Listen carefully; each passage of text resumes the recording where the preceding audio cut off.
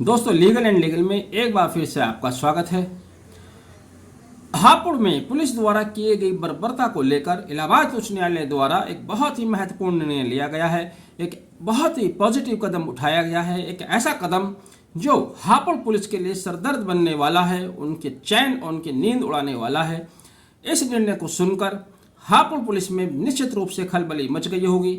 जैसा कि आप जानते हैं, हापुड़ में पुलिस द्वारा 29 अगस्त को बर्बरतापूर्ण वकीलों के साथ मारपीट की गई थी, लूट की गई थी, लेकिन आज तक 10 दिन बीत जाने के बाद भी दोषी पुलिस अधिकारी और पुलिस कर्मचारियों के खिलाफ कोई कार्यवाही शासन या प्रशासन स्तर से नहीं हुई है।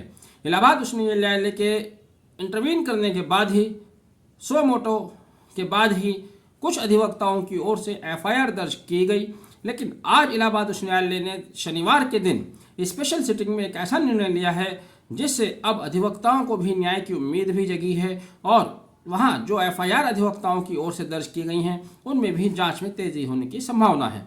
दरअसल इलाहाबाद उच्च न्यायालय ने आज एक विशेष कमेटी का गठन किया है, जुडिशियल कमेटी अपॉइंट की है। इस जुडिशियल कमेटी का कार्य होगा कि वह हापुड़ के वकीलों के ग्रीवियंसेस को जाने और उनके समाधान के लिए अपनी रिपोर्ट इलाहाबाद उच्च न्यायालय को सौंपेगी।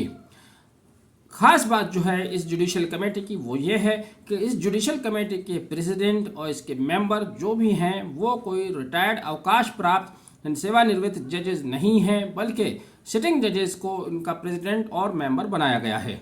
दरअसल इस कमेटी का गठन माननीय सुप्रीम कोर्ट द्वारा एक निर्णय दिया गया था डिस्ट्रिक्ट बार एसोसिएशन देहरादून बनाम ईश्वर शांडिल्य व अन्य में, उसी के अनुपालन में या उसी के अनुक्रम में, उसी के अनुसार इस जुडिशियल कमेटी का गठन किया गया है। अब आप यह भी जान लीजिए कि इस जुडिशियल कमेटी में कौन कौन न्यायमूर्ति और कौन कौन अन्य अधिवक्ता हैं। जस्टिस मनोज कुमार गुप्ता इस जुडिशियल कमेटी के चेयरमैन होंगे। इनके अलावा जस्टिस राजन रॉय तथा जस्टिस मोहम्मद फैज आलम खान इसके मेंबर होंगे। इनके अतिरिक्त advocate general of Uttar Pradesh या उनके nominee, chairman bar council of Uttar Pradesh तथा president high court bar association Allahabad वो भी इसके सदस्य होंगे। यहाँ पर जो नाम आए हैं इनमें से मैं एक नाम के ऊपर इस विशेष ध्यान देना चाहूँगा, मोहम्मद फैज आलम खान। ये बहुत ही बोल्ड न्यायाधीश हैं, न्यायमूर्ति हैं, बहुत स्ट्रिक्ट डिसीजन लेते हैं। हाल ही में इन्होंने गैंगस्टर के ऊपर राज्य को निर्देश जारी किया था। उसके अलावा CS एक्ट के ऊपर भी इन्होंने राज्य के प्रति नाराजगी जताई थी, प्रशासन के प्रति किस तरह से ये झूठी एफआईआर लोगों के खिलाफ दर्ज कर रहे हैं। तो इन लोगों को इस जुडिशियल कमेटी में शामिल किया गया है।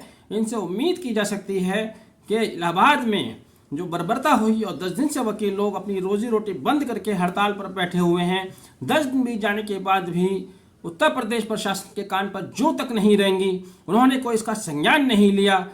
निहायत शर्म की और अफसोस की बात है उत्तर प्रदेश सरकार के किसी मंत्री ने, किसी विधायक ने, किसी पार्टी के किसी लोगों ने, किसी भी पार्टी के, उत्तर प्रदेश सरकार ही क्या जो भी और राजनीतिक पार्टी उनमें भी ज़्यादातर किसी ने भी इस मामले में वकीलों के साथ कोई खास हमदर्दी नहीं दिखाई है, ना वो वकीलों के साथ खड़े हुए हैं। लेकिन अब जो जुडिशियल कमेटी का गठन किया गया है इसके बाद से निश्चित रूप से वकीलों में भी एक उम्मीद की किरण जागी है और हापुड़ पुलिस की भी नींद उड़ गई होगी। अभी आपको मालूम है एक सो मोटो भी फाइल किया हुआ है जिसमें 15 तारीख को SIT को अपनी इंटरिम रिपोर्ट इलाहाबाद उच्च न्यायालय को भी सौंपनी है। अब ये जुडिशियल कमेटी का गठन किया गया है। जुडिशियल कमेटी भी अपनी रिपोर्ट इलाहाबाद उच्च न्यायालय को सौंपेगी। जस्टिस प्रिंथिंगर दिवाकर चीफ जस्टिस महोदय ने आज स्पेशल सिटिंग में इस कमेटी का गठन किया है।